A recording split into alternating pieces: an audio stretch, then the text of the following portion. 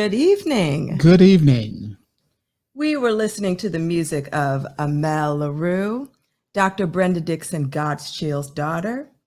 I have to say, the 1990 hit Tell Me by Amel and Groove Theory was my jam. Welcome to the first of 3 virtual events in the Dr. Brenda Dixon Godshield's residency, titled Researching Performance, the Black Dancing Body as a Measure of Culture. I am Tanya Weidman Davis, Associate Professor of African American Studies and Dance here at the University of South Carolina.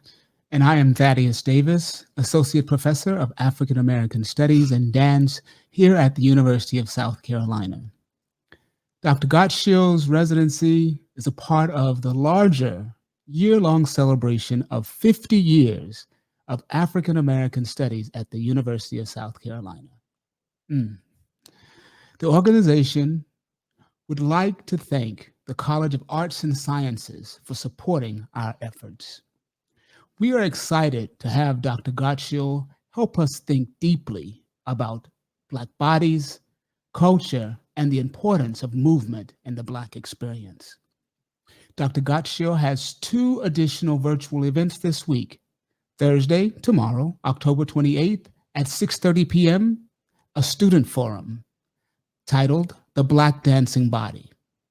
Friday, October 29th at noon, Dancing Minds, Thinking Bodies, dance scholars, choreographers, educators talk about past and present futures.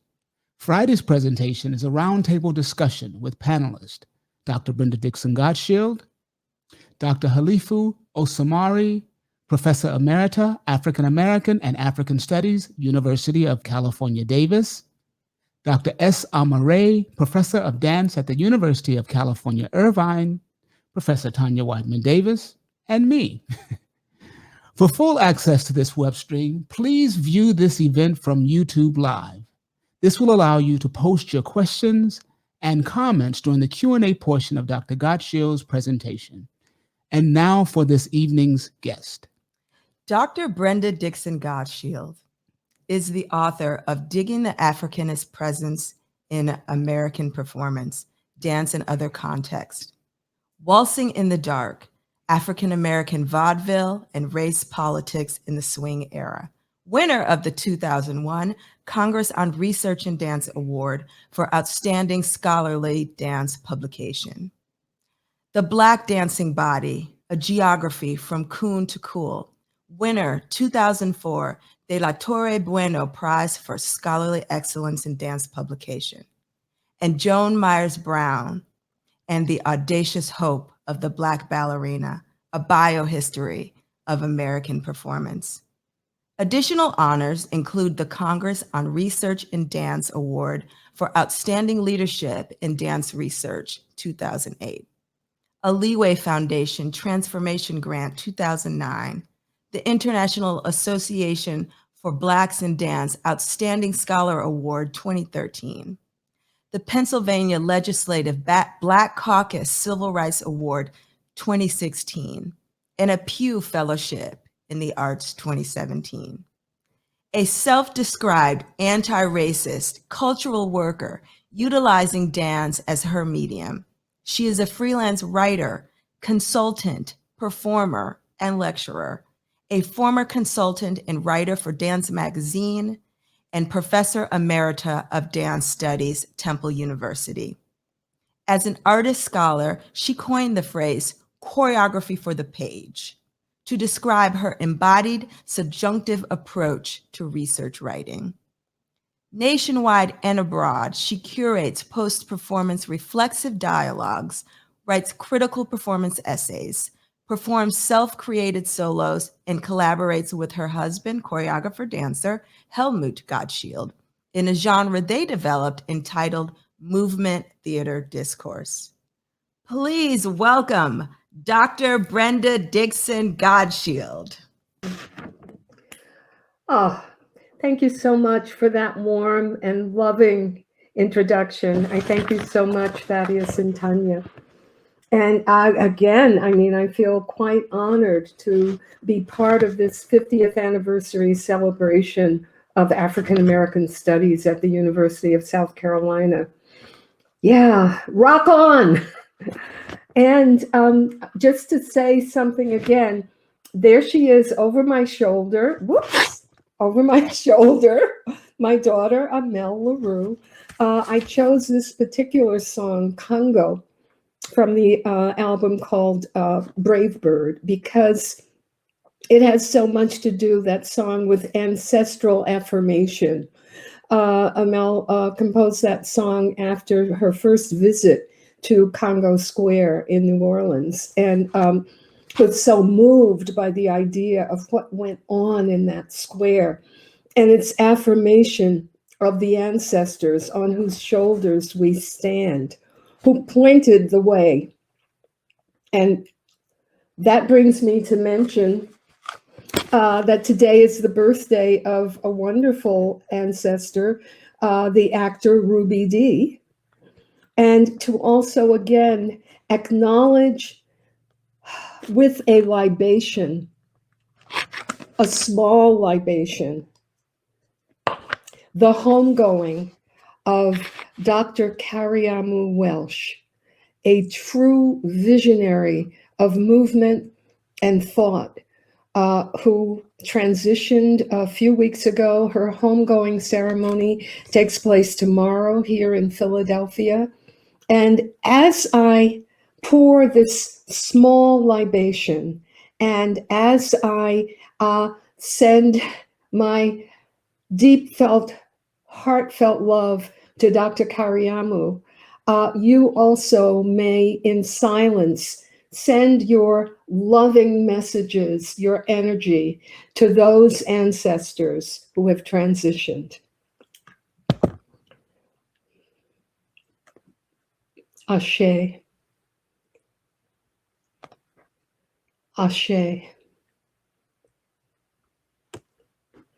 Ashe.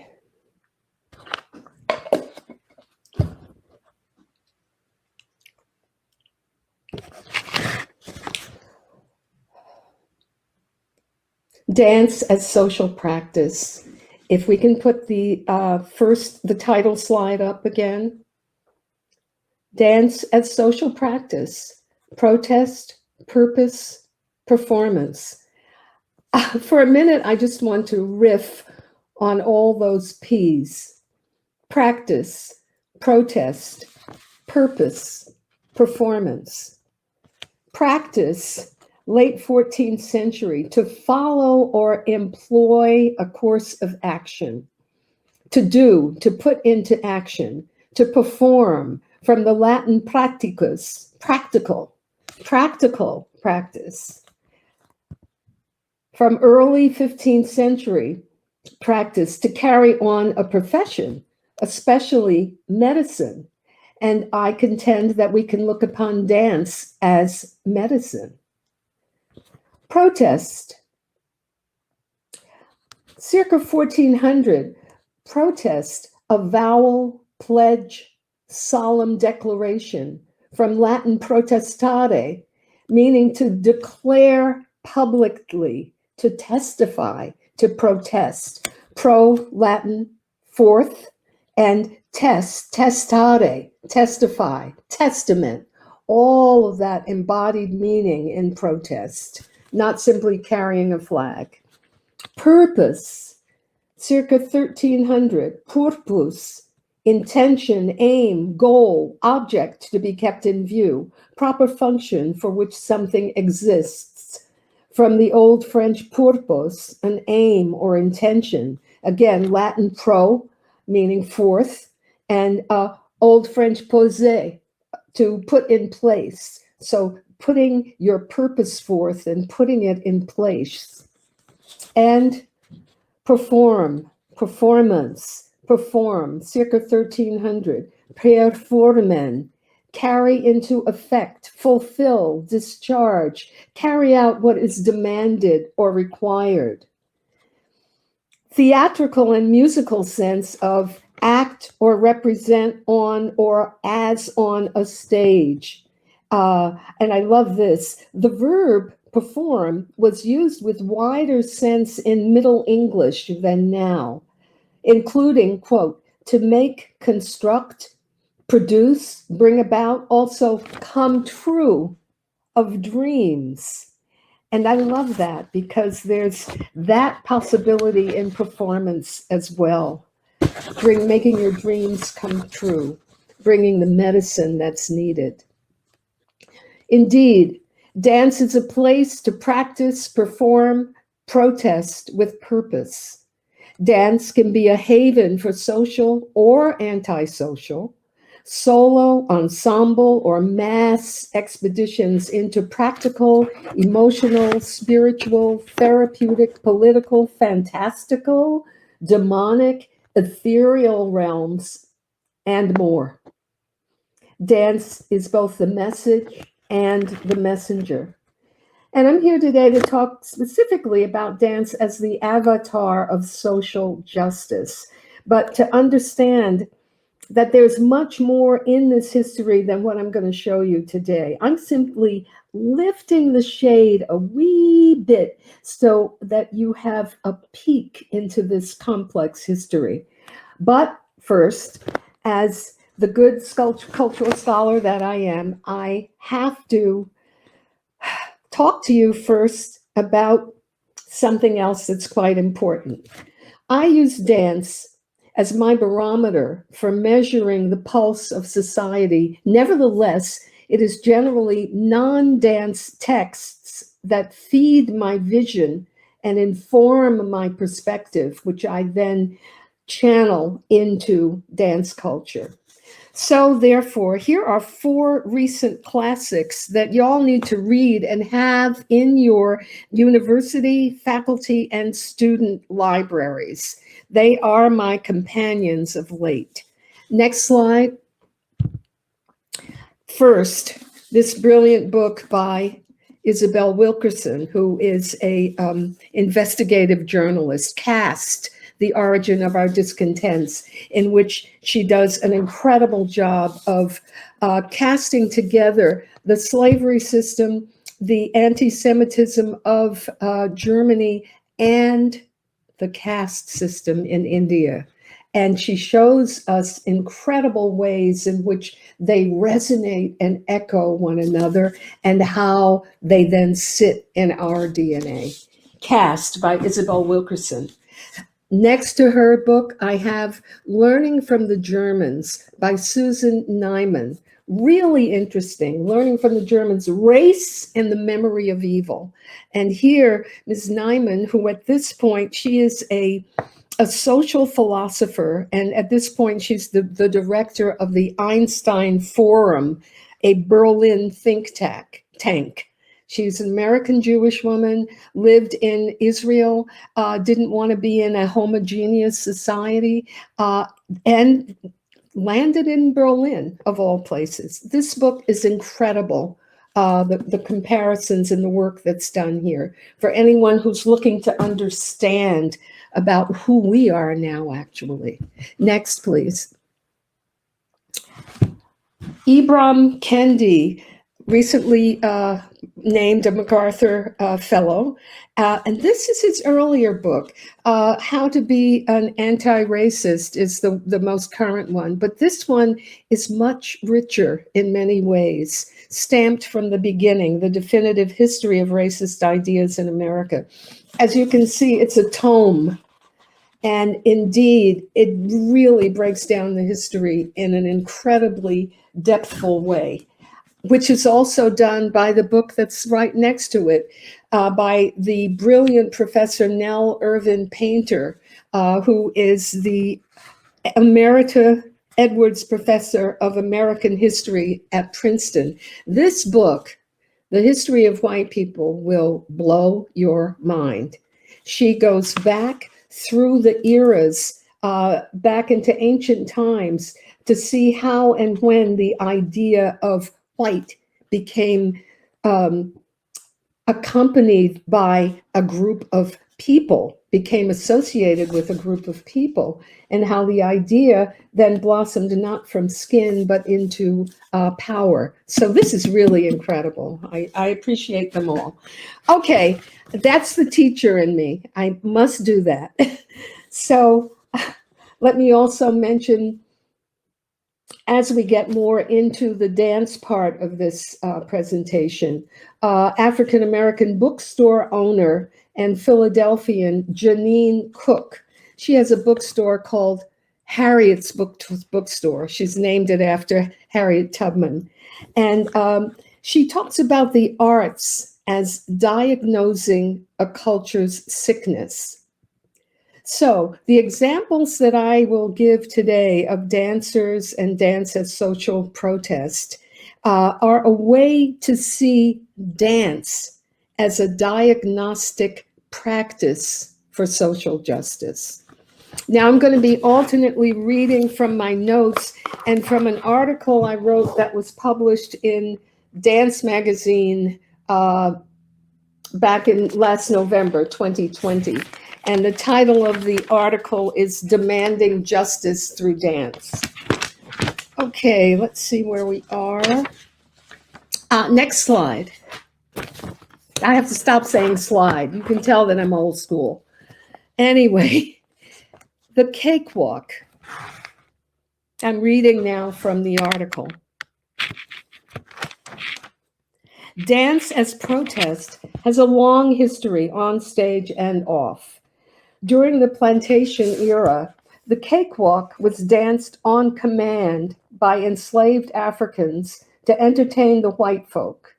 The owners didn't realize it was a subtle parody of their own highfalutin mannerisms in aping European aristocracy. Mocking Massa's pomposity was a safer way to protest than openly challenging his authority. And I just want to add how seamlessly Black forms slide into the dominant culture. The cakewalk, produced under duress, is appropriated and assimilated as part of white minstrelsy in the mid-19th century, before the Civil War, and it morphs into a social dance by the turn of the 20th century, by which time its subversive origins are forgotten. Well, as dance scholars and historians, it's up to us to correct the cultural memory. Next, Pearl Primus. And here she is shown actually in a dance solo that she composed to Langston Hughes's beautiful poem, The Negro Speaks of Rivers. I want to mention her here, though, as one of the many 20th century Black choreographers for whom protest through dance was a way of life. And Pearl Primus's Strange Fruit, 1945, was a heart-wrenching reflection on a lynching. And her Hard Time Blues, also choreographed in 1945, was on the plight of African-American sharecroppers. Primus began her formal dance studies in 1941 with a radical professional collective in New York known as the New Dance Group, and she was the group's first Black student. And I, many years later in the 1960s, also studied at the New Dance Group. The group's motto was, and I quote, "Dance is a weapon of class struggle." Next, Tally Beatty's Southern Landscape, 1947, graphically portrayed a farm community decimated by the Ku Klux Klan during Reconstruction. Southern Landscape is a 5-part work based on an event described in Howard Fast's novel, Freedom Road, about a group of Black and white farmers who worked and lived together in the early part of the Reconstruction period right there in the South. The most well-known section of the dance is what you see depicted on screen. a male solo originally danced, and there he is, by Tally Beatty himself, titled Mourner's Bench, about a man returning from recovering a body, yet depicting tropes of hope and strength. And here is Beatty in a pose on the bench.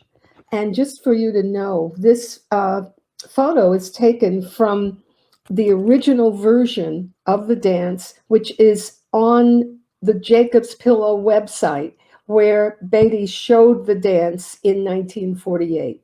It's really worth looking at. Next. The inimitable, the one and only Katherine Dunham. I'm not saying half of what I could about any of these artists here, and certainly not about Miss Dunham.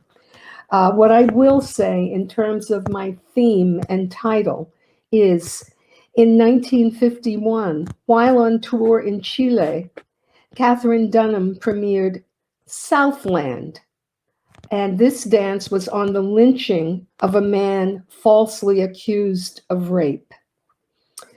When the American embassy in Chile found out, they were outraged.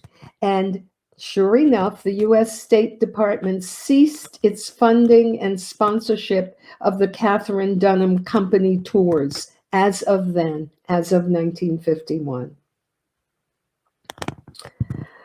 Next.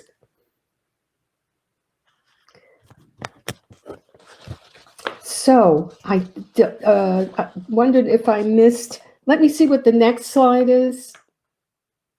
Okay, well, I must have reversed it then. Let's go back to Elio Pomare. Okay, so Elio Pomare, his three-part suite, Blues for the Jungle, choreographed in 1964, depicted the history of African Americans from enslavement to the battle for equal rights in the 1960s. Junkie, some of you might have heard of this dance, and there's parts of it up someplace online.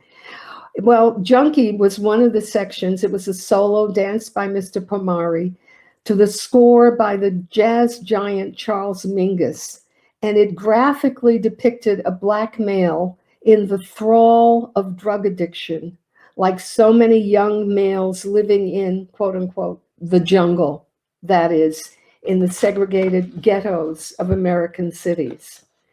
Other Pomare dances included Morning Without Sunrise, choreographed in 1986, set to music by the iconic drummer Max Roach, in honor of the heroism of Nelson Mandela. Next. This is only a headshot. Someplace earlier I had seen a photo from the film. In 1976, inspired by Angela Davis's experience as a fugitive, Denver's Cleo Parker Robinson Dance created Run, Sister, Run. And it was featured in a 30-minute film by Gordon Parks on Angela Davis. Next. Okay, this is a big leap forward to the new millennium and to the graceful and gracious Camille A. Brown, not only the emergent Broadway opera choreographer, Met Opera choreographer and director, but also she is the respected founder and artistic director, choreographer and dancer with CABD, her company, Camille A. Brown Dance. And it's a concert dance ensemble. Next. And here is CABD, and that is Camille on the front right when she had her hair short and platinum. And that's Maura Imina Parker on the left. Oh, no, in the middle, in the back, I'm sorry. Anyway, I can't identify all of the dancers, unfortunately, as I should.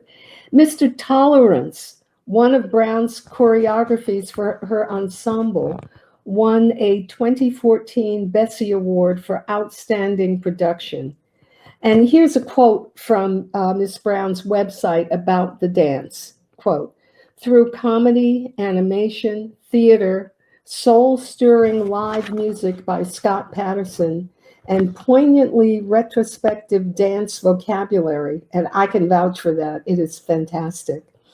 Mr. Tolerance speaks to the issue of tolerance, how much Black performers had to tolerate, and addresses forms of modern day minstrelsy that we still tolerate today. Next. And here's Miss Brown's statement about a lecture series she began during the pandemic. There were incredible things that started during the pandemic. I haven't highlighted it here, but also Charmaine, there was another one also called Black Dance Stories, which is a wonderful series as well.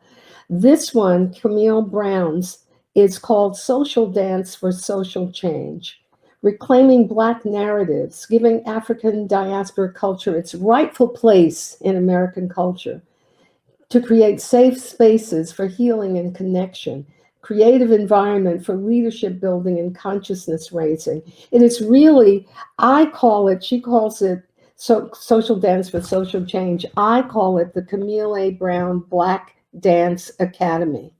And it is really incredible. And it's consisting of interviews, lessons, conversations with teachers, choreographers, writers, presenters, etc. And this will be like incredible and invaluable documentation for future generations. Next. This is another dance-driven social justice platform, as this statement shows.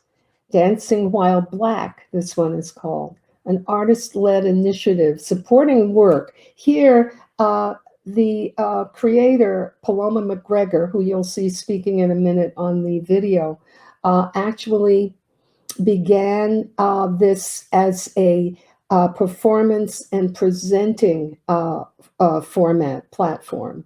We bring the voices of Black dance artists from the periphery to the center, opportunities to self-determine your languages and the lenses, and has gathered folks for more than 24 public dialogues and performances.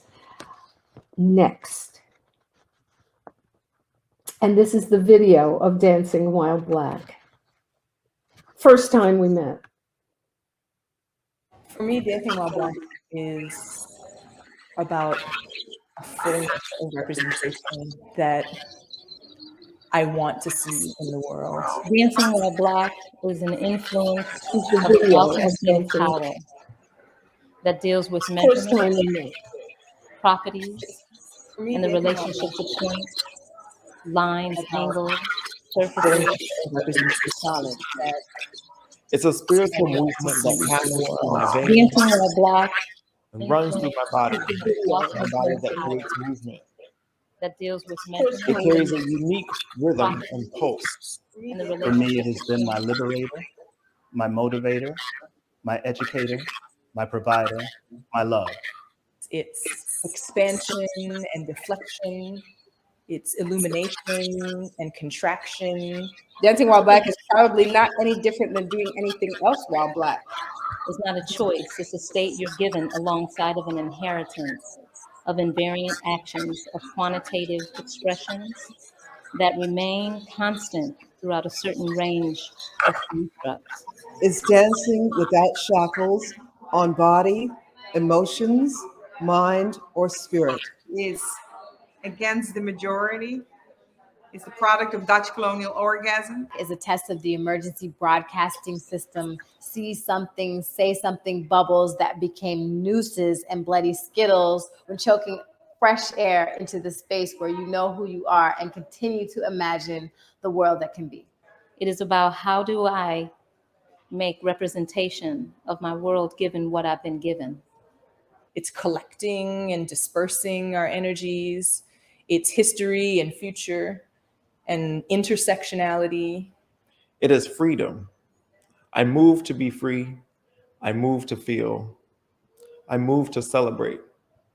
I move to celebrate the dreams and the hopes of my past. More than all of this, Dancing While Black is a perilous responsibility of telling and retelling the story of myself as the heroine, as the gallant one, the martyr, the saint, the protagonist, the villain, the scoundrel, the offender, the brute, and the battered.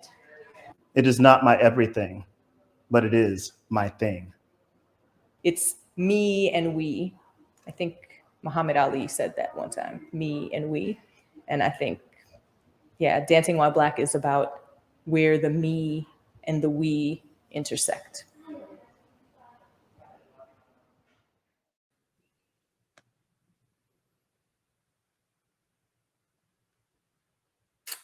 Yes. So, with that in mind, now back to my Dance Magazine article. Let me read you this before showing you the video. 6 days after George Floyd's killing, Joe Artis Ratti, co-creator of Crumping, danced a solo in front of a line of armed policemen in Beverly Hills, California, with a group of demonstrators some distance behind him. Featured in newspapers and online videos, he explained, quote, "Our dance, Crump, is our way of coping. It's our way of creating and fighting back. How else do we cry out to the grotesque? How do I show hurt for it to still be peaceful?" And I'm going to have Adrian show the first 2 minutes of this video. Next.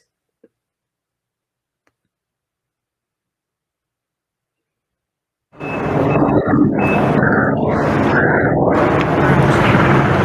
music is the street. The music is the moment of these people cheering. The music is your heart beating because of your nerves. Like, use that to develop this stage.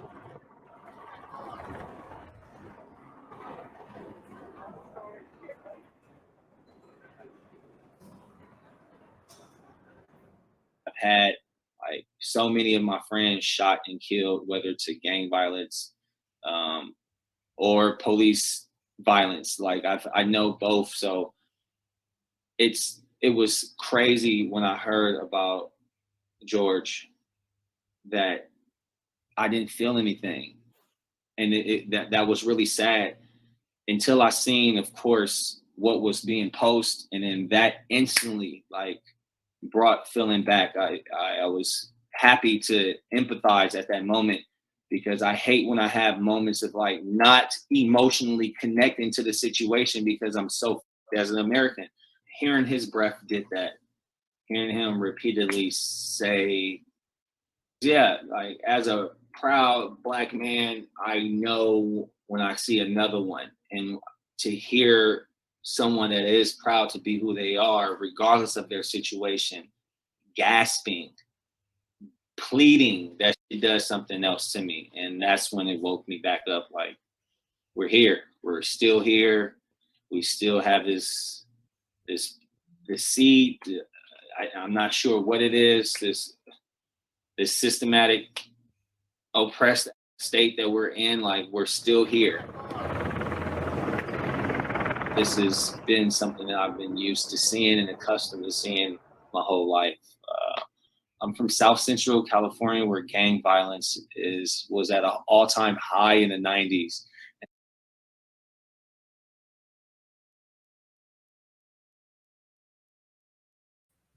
Chew on that. Chew on that. Yes, chew on that. Next. The need for the needs of dance to be understood as part of the needs of society at large become more and more evident. The arts indeed are a measure of society, and dance is a pulse of the barometer of the society. These dancers are are in the Dance Magazine article. They were in a large demonstration on Juneteenth of 2020 in New York. And we just hope that this whole honeymoon is not over, that these things are going to continue. And I just really appreciate this Martha Chapman sign and the blurb. I'll just read it to you because you might not be able to see it on screen too clearly. Chapman, the front of her little piece of cardboard says, "Hard times require furious dancing." And the back, she's a ballet dancer, says, "Releve, we rise." And she teaches at Steps on Broadway, co-directs the Omega Dance Company. She's one of the few white dancers who attended the event. And she quotes, I quote her when she says, "I can count on one hand the number of principal dancers of color I have seen in my lifetime." She's talking about ballet, of course. She said, "This is a once in a generation moment to make ballet multi-ethnic." Well, let's hope we don't have to wait so long to see. Next. And here is Antoine Byers, an African-American New Yorker dancer. And his statement to the article says, "There needs to be room for more than who's already been seen. We need space for African jazz street styles. All of these forms need to be supported."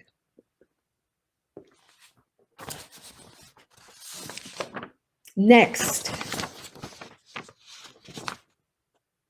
And hold it for a moment before it actually starts. I just want to say something about this.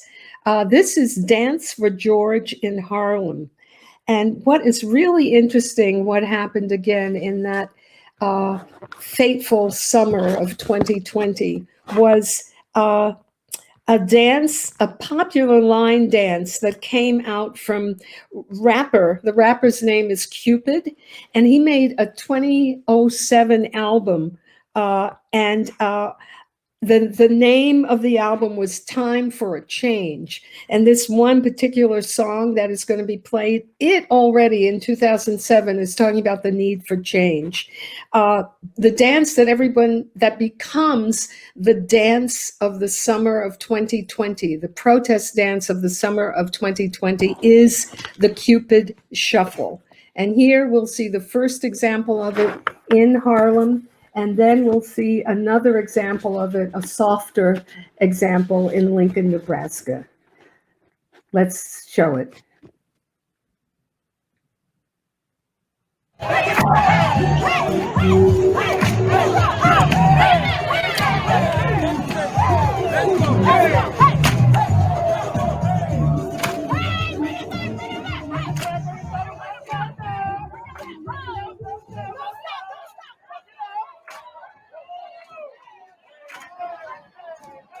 Yeah, that's what we doing, Harlem. We gonna bring it back one time. Bring it back, bring it back, bring it back one time. Bring it back, bring it back, bring it back.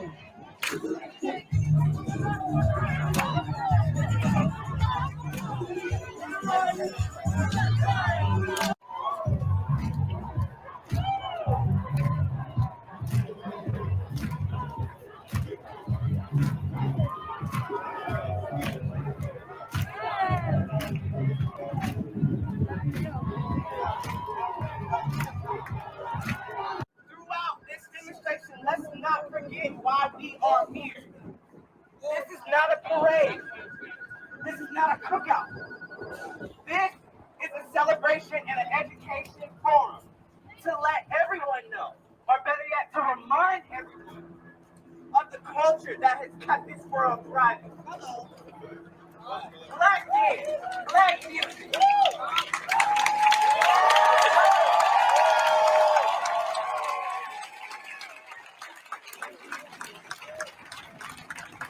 We are not here to add on to the murder.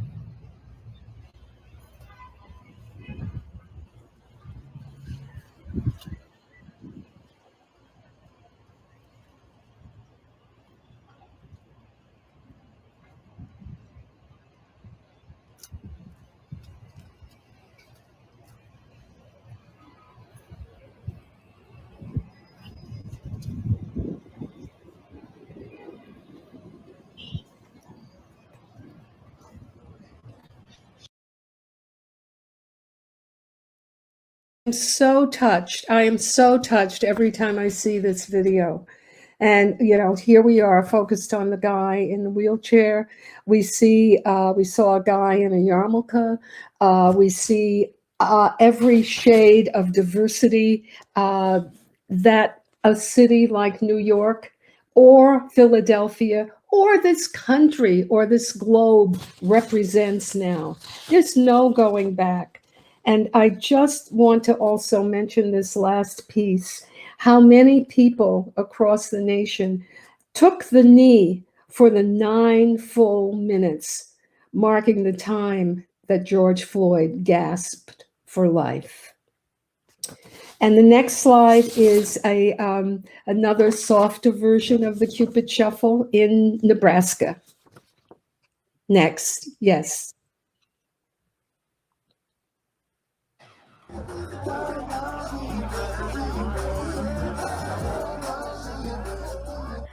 Scenes like this just continue to pop up, just showing unity throughout the nation as well. This, what you're looking at right now, officers and protesters in Nebraska coming together and doing the Cupid Shuffle.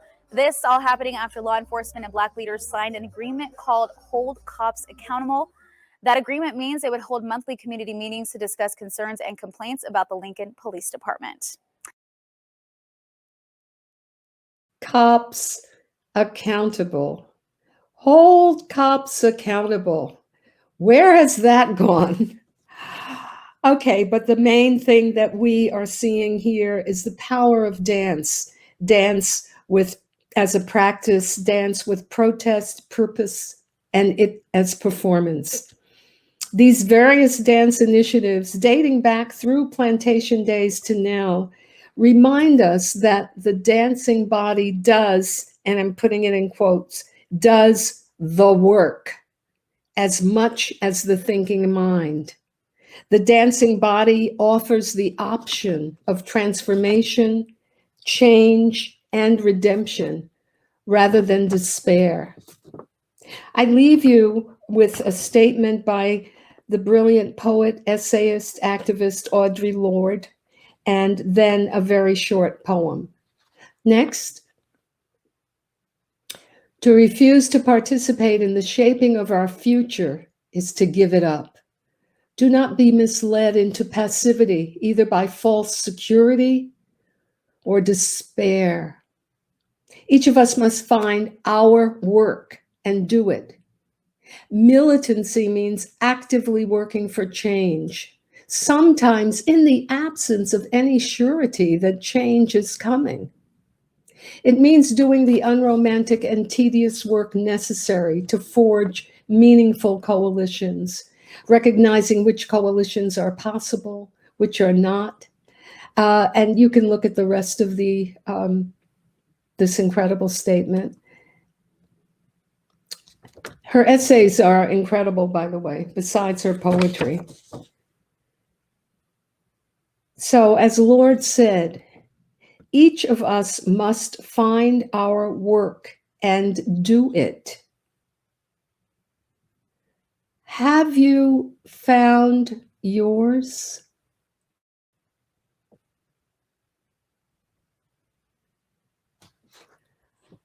I end with a short poem by Rumi.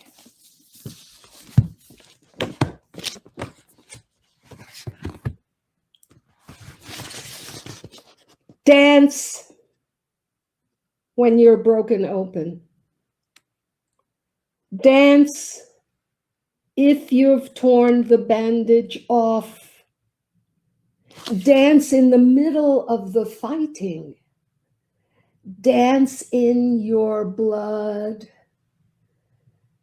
Dance when you are perfectly free.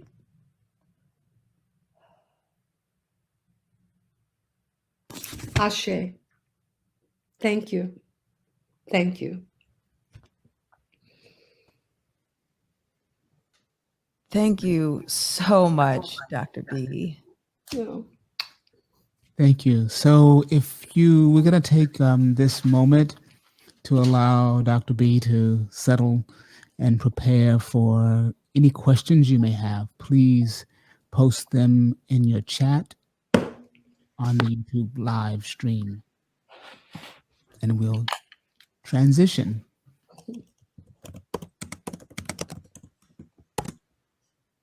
I think I would like to start with the first question, and then we can feed them in.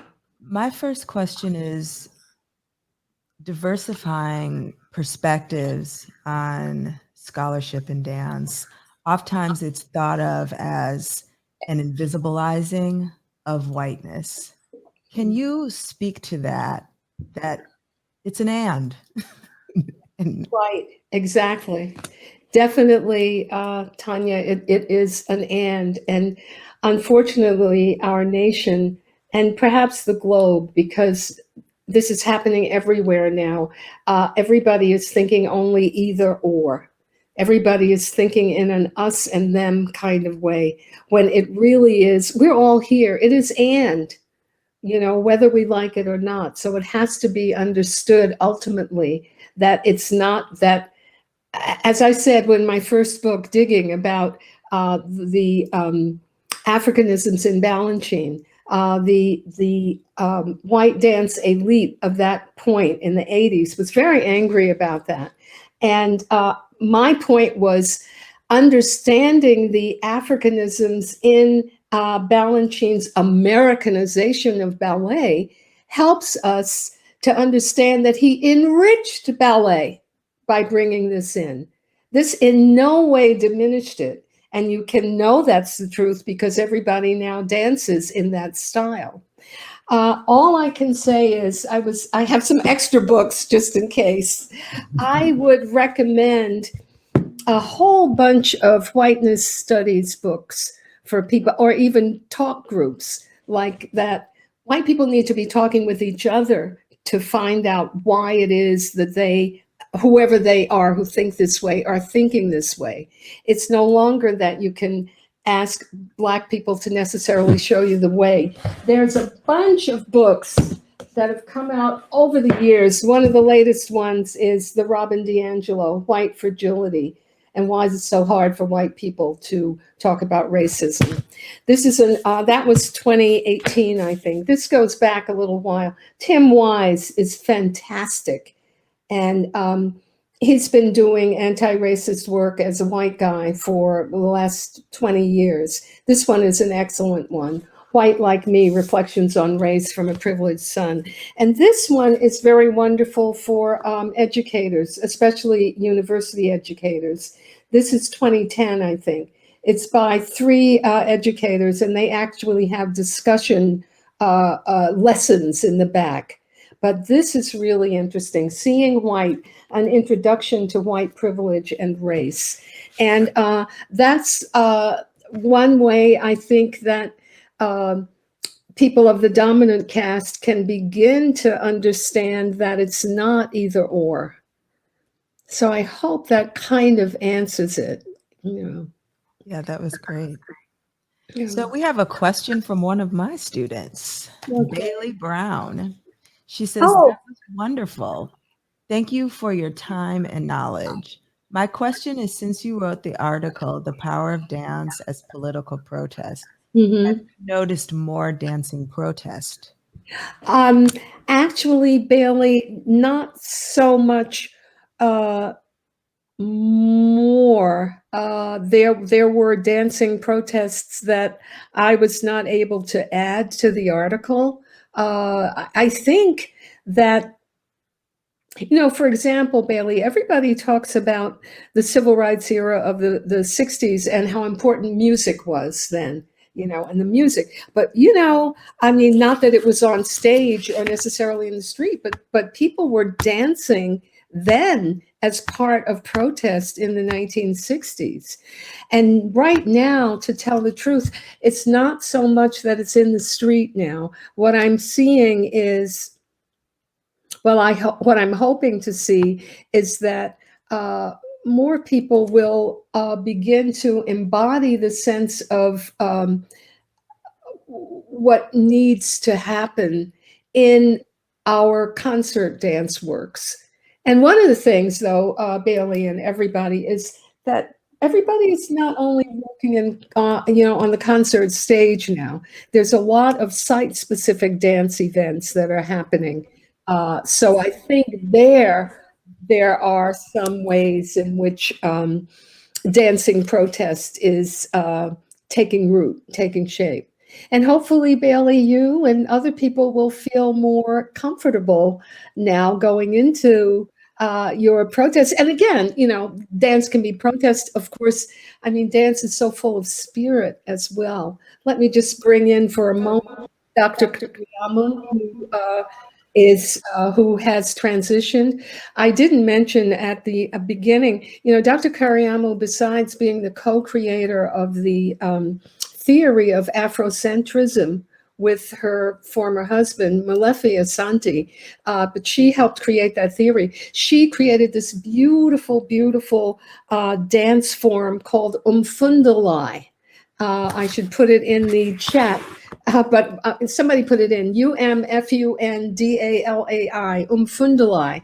And this dance technique came out of her years in first as a modern dancer in America, but she studied in Zimbabwe early on when it was really a model democracy, and out of that created this diasporan dance technique. And one of the strongest dances that she choreographed as Umfundalai was a dance about Ramona, Africa, which is people probably don't know about this. The Move people who were naturalists who lived in the middle of the city of Philadelphia, in West Philadelphia, but wore incredible dreadlocks, raised their own food in their yards, and somehow were basically radical spiritual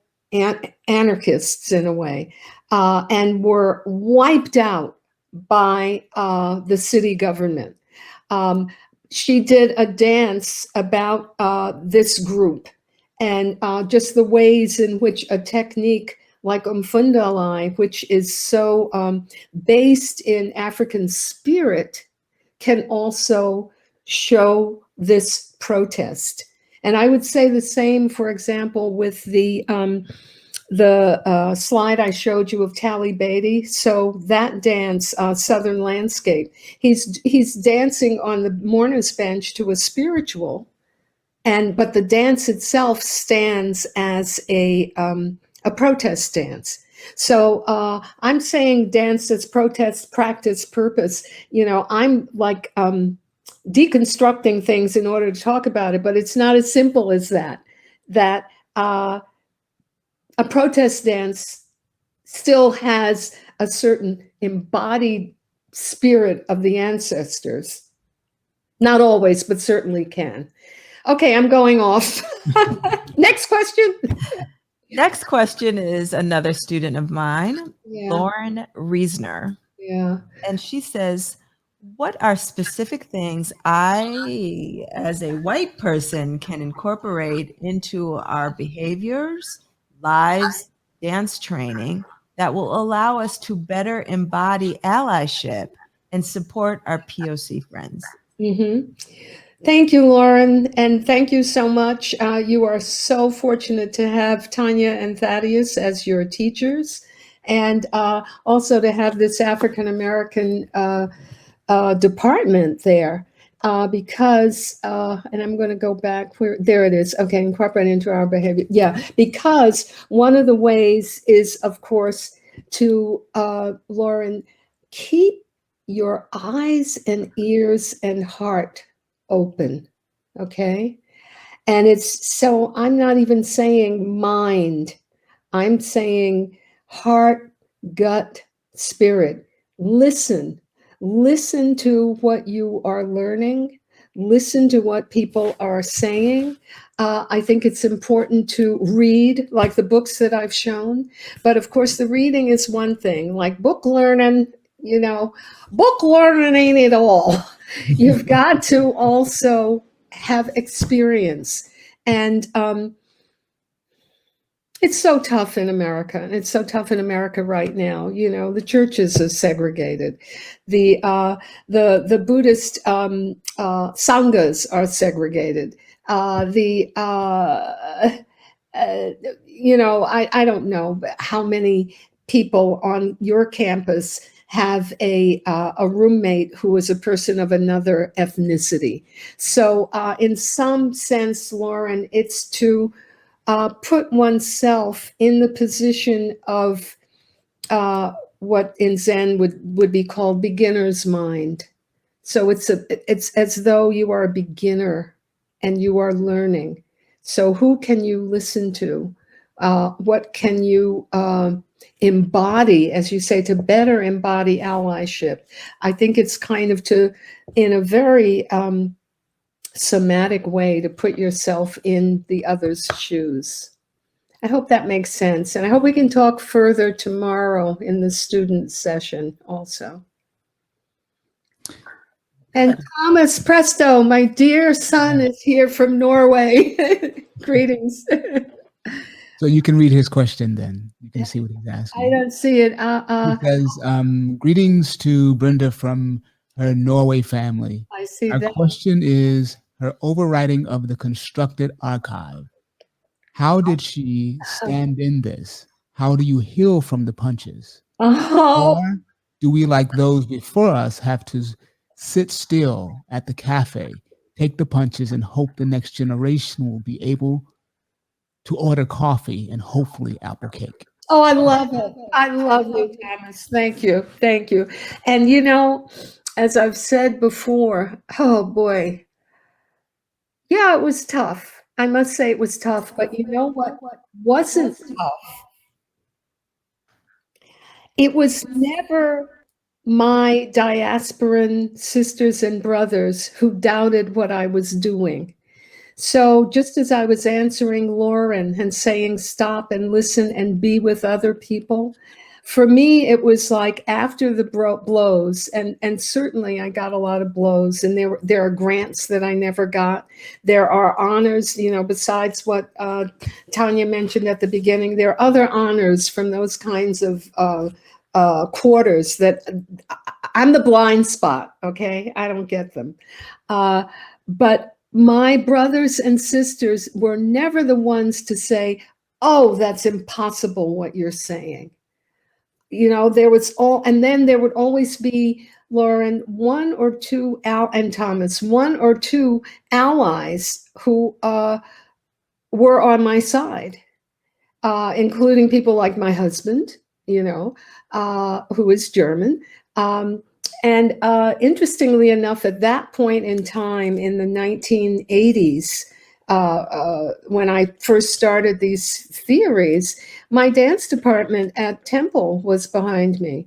Idri Verdun and Sarah Hilsendager and the dean and all of that. But to get back to you, Thomas,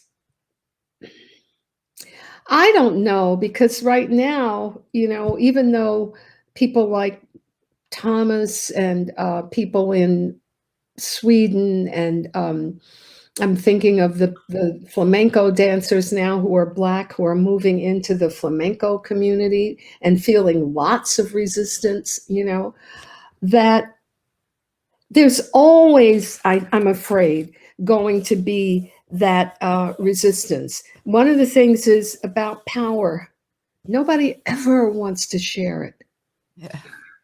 It's terrible. That's why I like this poem of Rumi's, where he says, you know, and I interpreted it one way, but it could be interpreted a different way when he says that line, dance in your blood, you know. So I'm accepting it as dancing in your blood inside, but it could also be dance when your blood is all around you, you know. So in a sense, it's about not, in spite of the blood, etc. It's about not despairing in spite of the battle. And Thomas, I think there are always, as I have tried to be for you and all that you're going through in Oslo, and for my friends in the UK and across the USA, tried to offer you a haven and a place where you know that, you know, there is someone who believes in your work and your brilliance and is there to support you. Also, let me just mention that for diasporan scholars who are in situations in academia or in a dance studio or a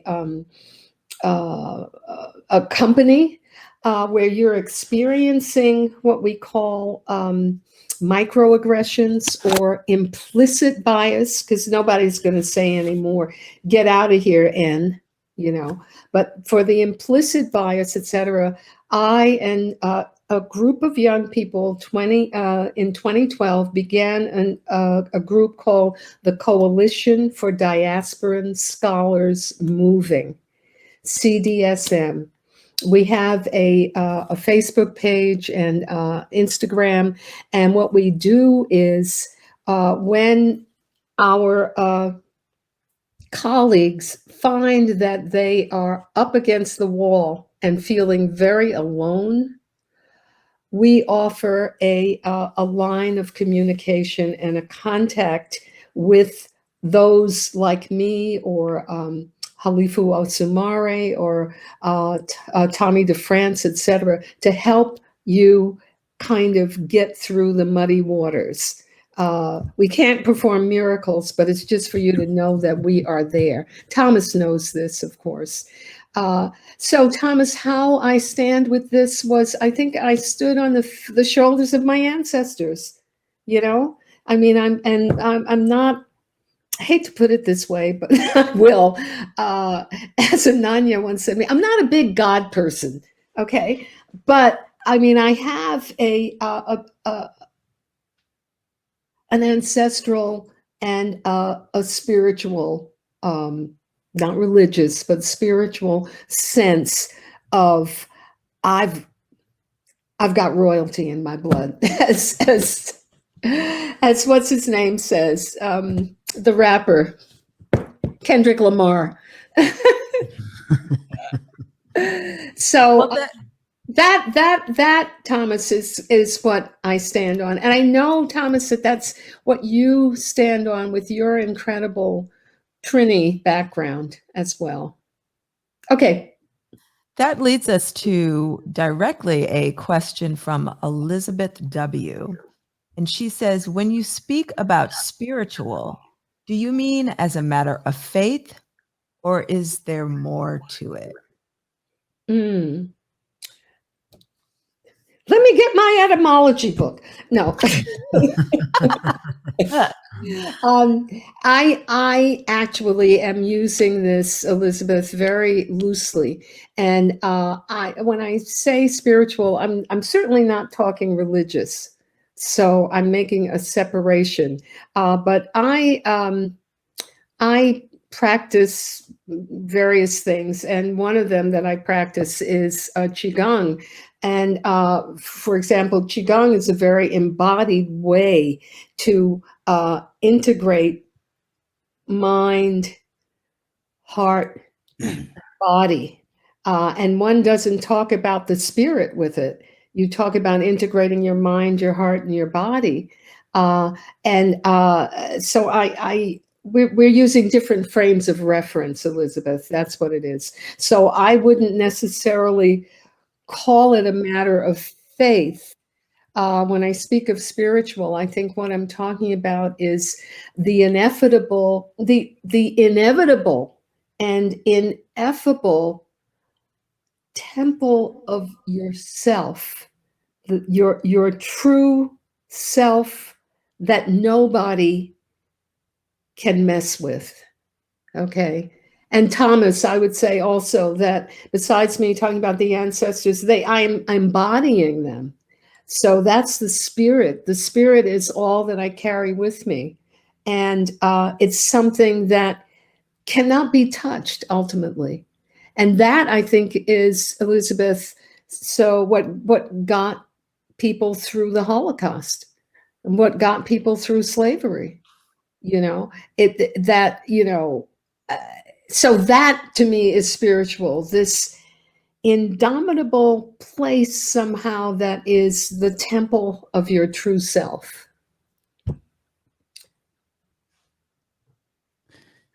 Yeah, there's I don't know if there's a question in this comment that I'll make. So yesterday I received this new book that that's Dance Theater of Harlem's first, it seems to me, their first big sort of coffee table book. Oh, really? Judy Tyrus is one of the authors, and I right. the other author. Okay. I was just, and I'm still emotional about this experience, having danced at Dance Theater Harlem, because I realized more than ever that I'm a part of a movement. And I didn't, I knew these things.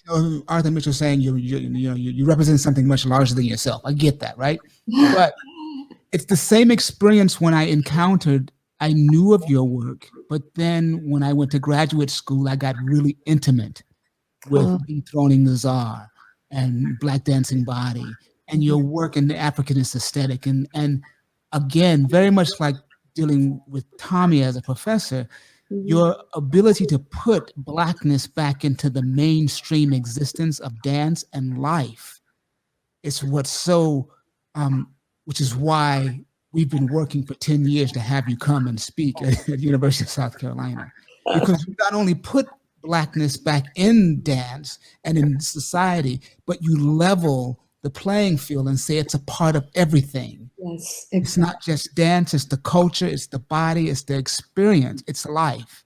Exactly. So I just will only say, there's not a question, but just thank you. And also, when your books are on the syllabi in MFA programs, they change. Those MFA programs change for the better. Yeah. Wow. And it's so incredible because, just as you, TNT, I love to call you TNT, dynamite, that, the way you work, it's like what you're doing is you're doing the work. I would simply do, and I am still simply doing the work, whether I'm recognized for it or not, whether people deny it or not. I am doing the work, and it gives me great pleasure to discover these things. I mean, all of the reading that I did that went into each book, or the interviewing of people that went, I cannot explain to you the pleasure of that kind of research. It's as much pleasure for me as moving is. And I still love to move. I've danced so much in my kitchen during the pandemic that, the floor or my feet were going to wear out, right? But the pleasure of doing what you do, and I see that in your work as well. So and in the work of many. So that something about that is like, I guess I'm saying you never know where it's going to get you. And this whole thing about you're doing it not for the end, you're doing it for the doing. And in some ways, I had written about Africanist culture as being a participial culture, an ing culture, that it's about the doing, not the done. It's not about the end product, the thing. And that very much, and this is in a very general way, but when you think about it, Europeanists, the thought thing, and the thing I think, therefore I am, it becomes like about the end product. So it's the thing. Whereas what we are learning now, not only through all the different Black and brown cultures, world cultures who never were just about the thing, but always about the ing as opposed to the thing. And we see with the spread of Asian and African understanding throughout the world, whether it's Buddhism or booty dancing, that it's more about the doing, the ing, and then it may lead to this or it may lead to that, but the basic thing is you're doing your work, and hopefully you're doing the thing that brings you such great pleasure, Yes. And I'm so glad that you brought me here. I am so glad.